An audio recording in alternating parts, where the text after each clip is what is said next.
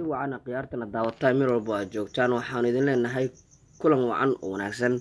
waxaanu markaan gudagali doonaa faahfaahinta natiijadii niyadjabka lahayd oo xalay naadiga Barcelona kala kulantay naadiga Athletic Madrid xilli dib loo ridhigay rajadii Barcelona ay ahayd in markan iyadoo ay ka qayb noqoto tartanka horyaalka La Liga iyadoo Real Madrid markan ay caawimaad dhaba ka heshay dhigeeda Athletic Madrid.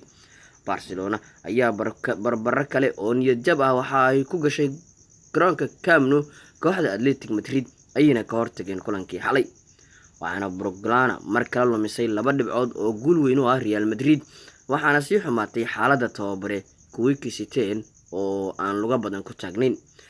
kulanka ayaa ahaa mid waali ah oo 3 rigoore uu garsooruhu bixiyay iyadoo 2 ka mid ah Athletic Madrid 2 gool oo barbara ay ku keensadeen, halka goolka kale ee rigoorada ah uu helay Lionel Messi oo isagu lagu abaalmariyay, waxaana uu noqday goolkiisii 700 oo muddo 3 kulan oo la soo dhaafay uu sugayay Messi.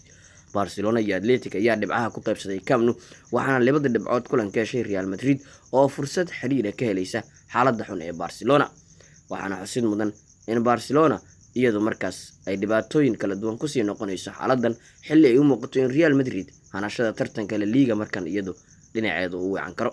Barcelona ayaa doonaysay inay ka soo kabsato wajiga bixi ay kala kulantay kooxda Celta Vigo, waxayna kuwii kisiteen iyo kooxdiisa ciyaartan u ahayd mid guul ah ama geeri u ahayd, waxayna ciyaarta ku bilowdeen si xooggan iyagoo cadaadis badan ku bilaabay Athletic Madrid.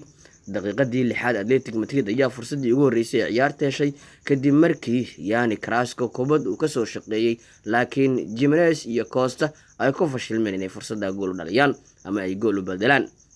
daqiiqadii 11aad Diego Costa ayaa iska dhaliyay goolka furitaanka oo noqday Barcelona kadib markii uu si qalad ugu leexiyay kubaddu Lionel Messi koorna ka soo turay, waxaana dhacdadani ay qarisay badbaadin oo ilbiriqsi ka hor ka sameeyay ama uu sameeyay Diego Costa kubad Messi goolka ku bartilmaameedsaday. ciyaarta ayaana noqotay 1 gool iyo eber oo Barcelona hoggaanka ay ku qabatay. daqiiqadii 15aad rigoore ayay Athletic Madrid lagu abaalmariyay kadib markii Carrasco dhibaato uu ka abuuray Pique isla markaana uu qalad kala kulmay Vidal. daqiiqadii 16aad Diego Costa ayaa ku fashilmay inuu gool u bedelo rigoore kooxdiisa lagu abaalmariyay, waxaana ka badbaadiyay goolhaye Marc-Andre ter Stegen, balse ter Stegen garsooraha ayaa aaladda VAR amray in mar kale Athletic Madrid ay dib u tuurato rigoorada kadib markii uu Stegen soo dhaafay xariiqadiisa goolka. ciyaarta ayaana ku soo dhamaatay 2 gool iyo 2 gool oo ay Barcelona iyadoo barbara kala kulantay. waanaga intaas kulan ciyaareedkii natiijadii Barcelona ee xalay.